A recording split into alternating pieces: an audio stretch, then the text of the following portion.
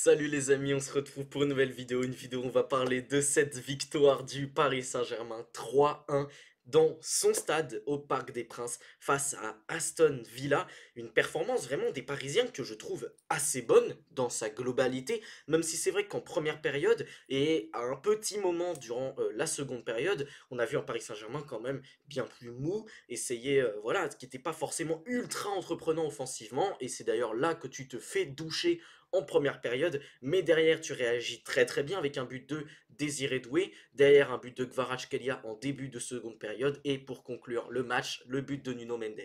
Donc voilà, c'est quand même une rencontre globalement maîtrisée du Paris Saint-Germain, on va en reparler. Mais avant ça, je vous invite à vous abonner à la chaîne, c'est super important pour moi, et c'est vraiment la meilleure chose que vous pouvez faire pour me soutenir si vous aimez mon contenu.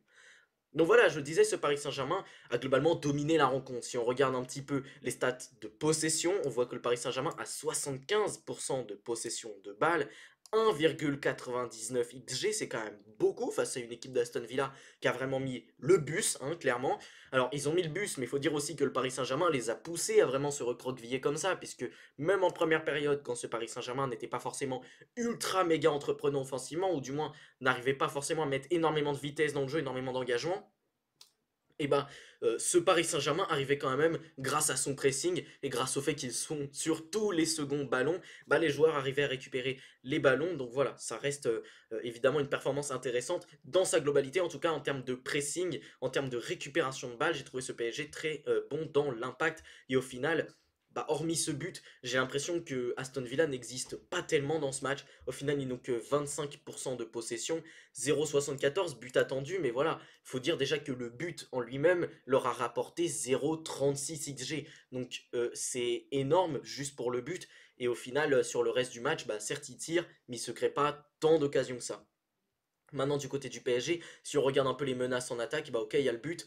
Là, il y a une grosse occasion également en seconde période autour de la 82e. Et globalement, si on regarde, bah, les grosses occasions et les occasions même tout court, elles sont du côté du Paris Saint-Germain, que ce soit des buts, des centres, des situations dans la surface. Voilà, il y en a quand même beaucoup, beaucoup. Et ce Paris Saint-Germain, je pense notamment à cette action sur Kvaratskhelia, où il se relève aussitôt, il frappe. Bah, il y aurait peut-être même pu avoir un penalty, on aurait peut-être même pu marquer encore plus tôt dans la rencontre.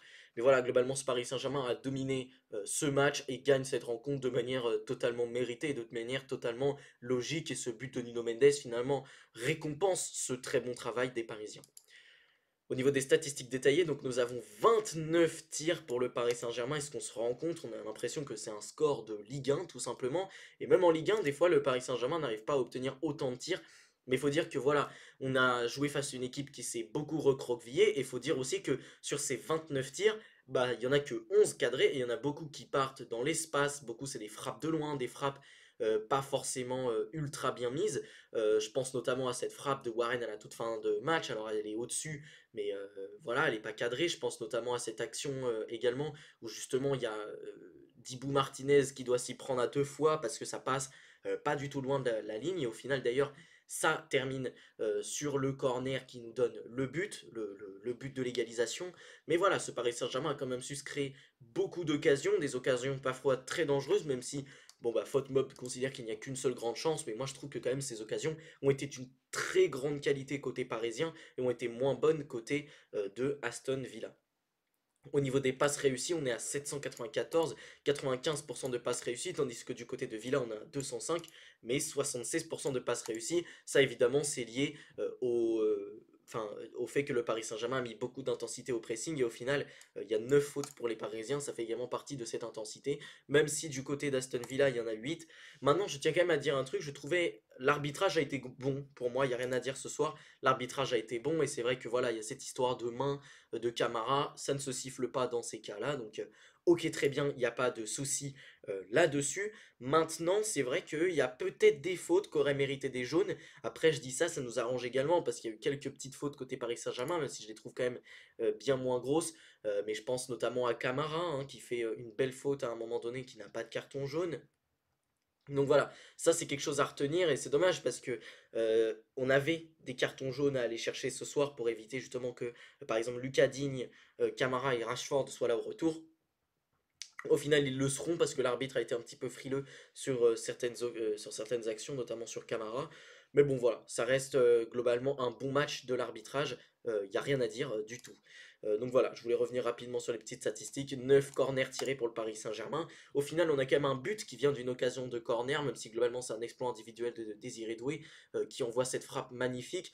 Mais vraiment, Désiré Doué, sa première période, je la trouve absolument sensationnelle. Il était en feu, il crée un nombre indécent d'occasions, que ce soit pour lui et pour ses partenaires. Dans le jeu, il a été beaucoup trouvé également. En termes de pressing, il a été monstrueux. On reviendra bien sûr sur son match, mais vraiment, je l'ai trouvé énorme. Donc voilà, si on regarde un petit peu les compositions, du côté du Paris Saint-Germain, on avait quelque chose d'assez logique, hein. Globalement, avec les absents et avec les joueurs en forme, moi ça me choque pas, hein. Globalement, on a vu ce qu'on avait à voir, et du côté d'Aston Villa, c'est pareil, ça correspondait plutôt à ce à quoi on s'attendait, même si moi j'aurais peut-être pensé que Marco Asensio aurait été titulaire dès le départ, mais bon, vu la qualité de son entrée qui est assez anecdotique, au final, on peut peut-être se dire que finalement c'était pas si mal comme plan de jeu. D'ailleurs, McGinn a été évidemment très intéressant, Tillmans donne sa passe décisive pour Morgan Rogers, mais globalement du côté d'Aston Villa, on va pas retenir énormément d'individualité. Pau Torres, Konsa n'ont pas forcément été énormes, même s'il y a quand même beaucoup de frappes contrées grâce à eux. Boubacar Kamara également a été plutôt intéressant, même s'il y a eu quelques petites fautes. Mati Cash s'est fait complètement manger par Kvaratskhelia. Par contre, Morgan Rogers marque son but, mais en plus de ça, voilà, il y a une occasion créée. Il est responsable de 0,45 XG. C'est le joueur qui a été le plus dangereux du côté d'Aston Villa. Et je déplore un peu le fait qu'on n'ait pas eu un espèce de plan anti-Morgan Rogers, tellement bah, c'est un joueur sensationnel pour cette équipe. Et c'est vrai que voilà, Morgan Rogers, là, il était tout seul au second poteau. Alors, je sais pas si on peut vraiment en vouloir à la défense. Moi, j'en voudrais peut-être à Nuno Mendes d'avoir perdu le ballon au début de l'action. C'est un petit peu dommage. Maintenant, j'ai envie de vous dire, bah, que dire de plus en fait, l'action elle va particulièrement vite. À partir du moment où Mendes perd ce ballon, bah, l'action elle va littéralement à toute berzingue, y a rien à faire. Il n'y a rien à faire, ça va beaucoup trop vite. On peut peut-être en vouloir aux défenseurs centraux également qui ont été peut-être un peu lents sur le retour. Il y a Hakimi qui s'impose pas forcément. Donnarumma également qui est pas ultra bien placé, mais globalement ça va très vite. Il n'y a pas grand-chose à faire. Mais voilà, voilà à peu près ce qu'on a à dire du côté de d'Aston Villa et également Dibou Martinez hein, qui a sorti quand même pas mal d'arrêts parce qu'il y a eu 11 tirs cadrés pour au final seulement 3 buts entre guillemets. Donc voilà, quand même Dibou a fait un match intéressant. Bon, Donnarumma il avait un arrêt à faire, malheureusement il l'a pas fait. Donc au niveau des buts évités, bon, bah, il est à moins 0,17. Maintenant la relance, il a été quand même plutôt intéressant. Il a eu un arrêt à faire, il l'a fait. Il y a eu également cette sortie en début de match. Alors elle était un petit peu hasardeuse, mais elle est plutôt bien réalisée finalement. Donc ça va. Donnarumma, c'est pas un si mauvais match. Mais voilà, je suis désolé, mais encore une fois, il y a un arrêt à faire, il le fait pas et c'est dommage. Même si pour le coup, c'est quand même assez imparable. Mais moi, je reprocherais peut-être un petit peu son placement, puisqu'au final, il n'intervient pas sur le centre. Mais bah, il intervient pas sur le centre mais au final, il n'est pas là non plus au second poteau pour couvrir Rogers, donc c'est dommage, même si moi, par exemple, on peut parler de Vitinha qui fait pas du tout le retour à ce moment-là. Donc Hakimi fait un très bon match, j'ai trouvé excellent vraiment à la création d'occasion. Déjà, il y a une occasion créée pour lui, 0,16 XG, il a marqué un but malheureusement hors jeu.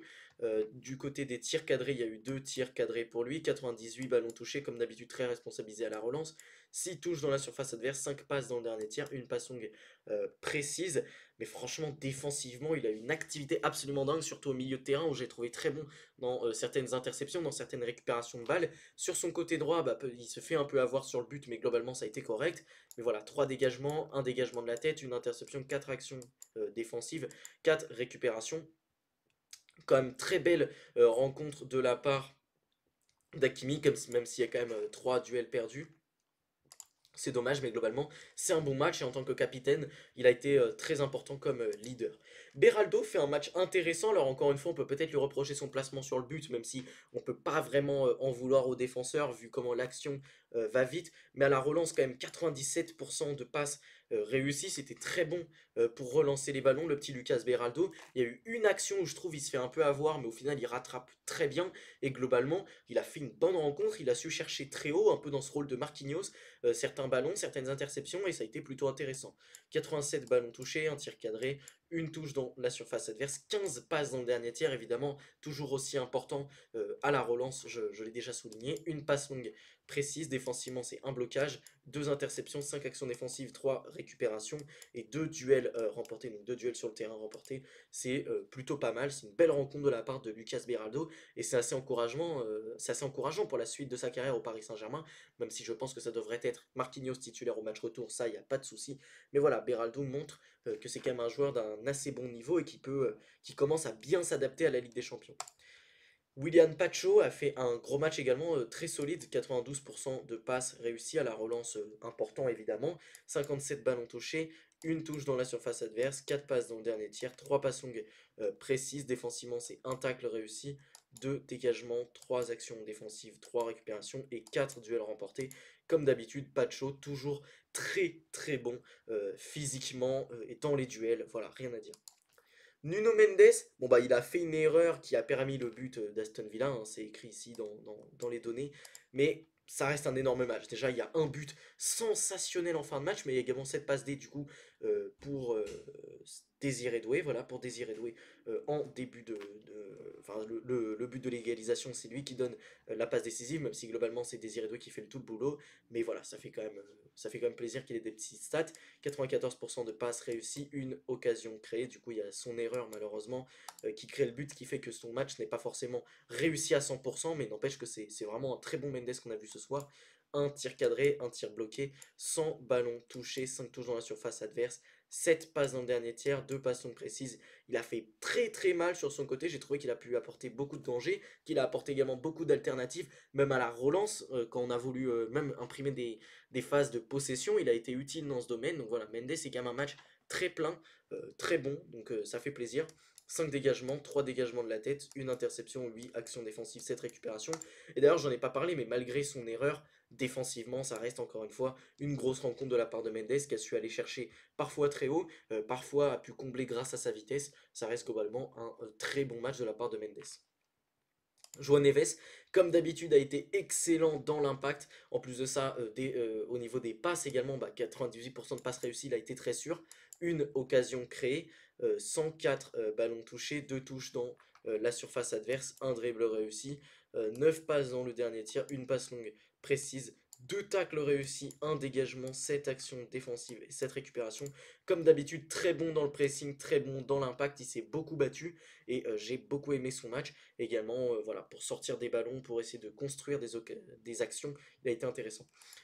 Vitinha obtient la note de 8,6 et c'est totalement mérité vu le match absolument monstrueux qui sort. Évidemment, la récupération monstrueux dans le pressing, mais voilà, également dans le fait de dicter le tempo, il a été très important pour ressortir des ballons, pour construire, pour créer. Il a été monstrueux.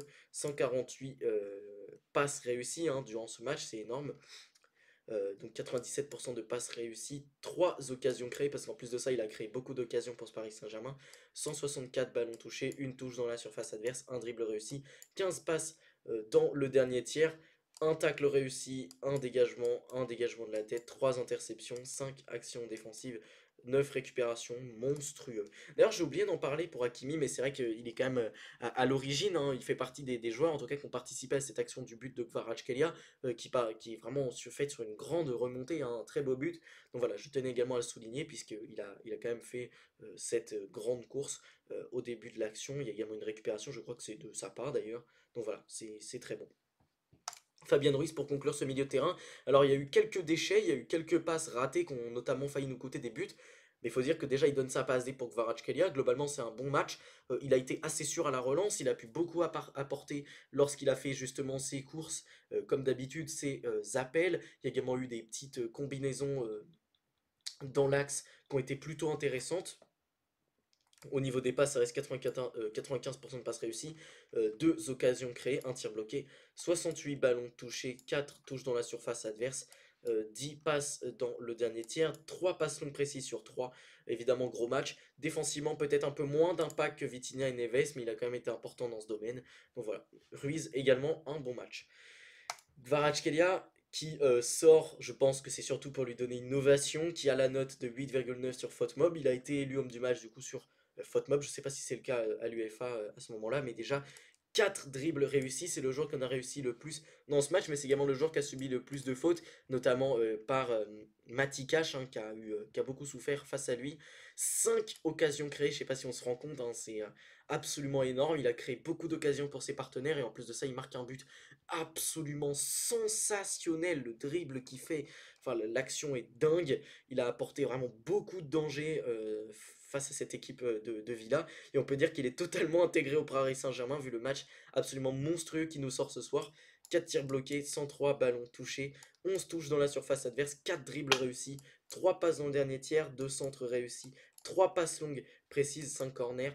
Pour lui, défensivement évidemment, toujours une activité. Kvaratskhelia, c'est un joueur qui défend beaucoup. Un tacle réussi, un dégagement, 4 actions défensives, 4 récupérations, 8 duels remportés, enfin voilà, monstrueux.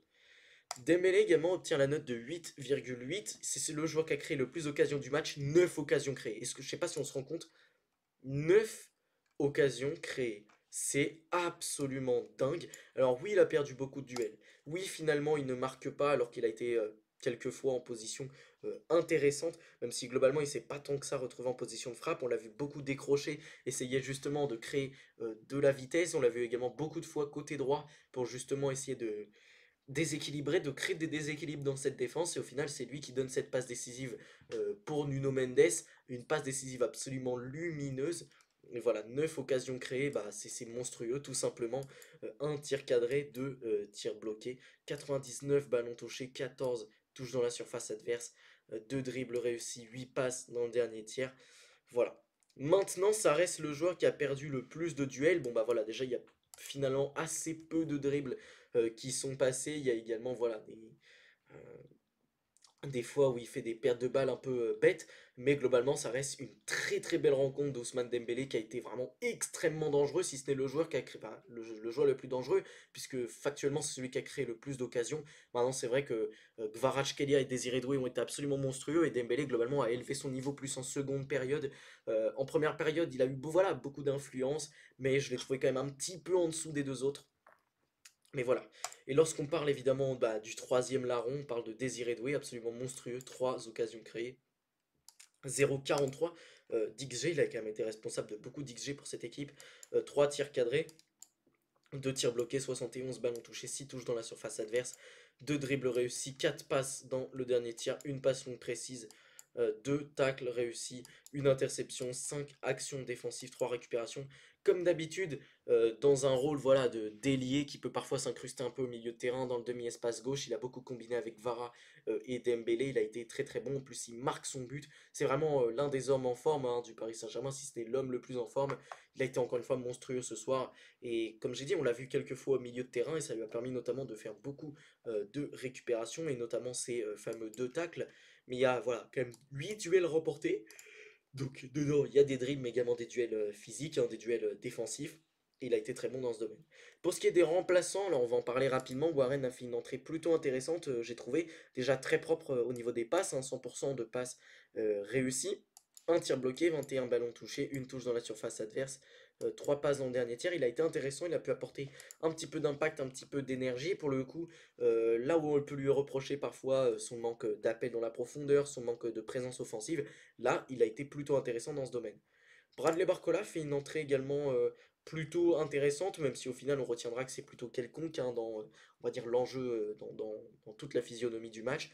Mais voilà, 19 ballons touchés, 6 touches dans la surface adverse, une passe dans le dernier tir, une passe longue précise. Il a quand même un peu mis le feu hein, dans cette défense, il a essayé de dynamiter un peu, même si voilà, malheureusement il rentre dans un moment où le Paris Saint-Germain est dans un temps beaucoup plus calme, donc ça l'a pas vraiment aidé, mais ça reste une entrée plutôt intéressante, et Gonzalo Ramos, on l'a juste pas vu, donc voilà, problème résolu.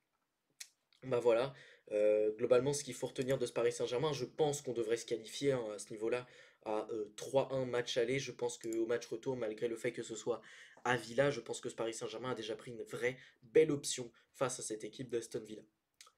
Les amis, j'espère que cette vidéo vous a plu. Si c'est le cas, n'hésitez pas à la liker, à la commenter, surtout à vous abonner à la chaîne, c'est super important. Sur ce, salut les amis, à la prochaine.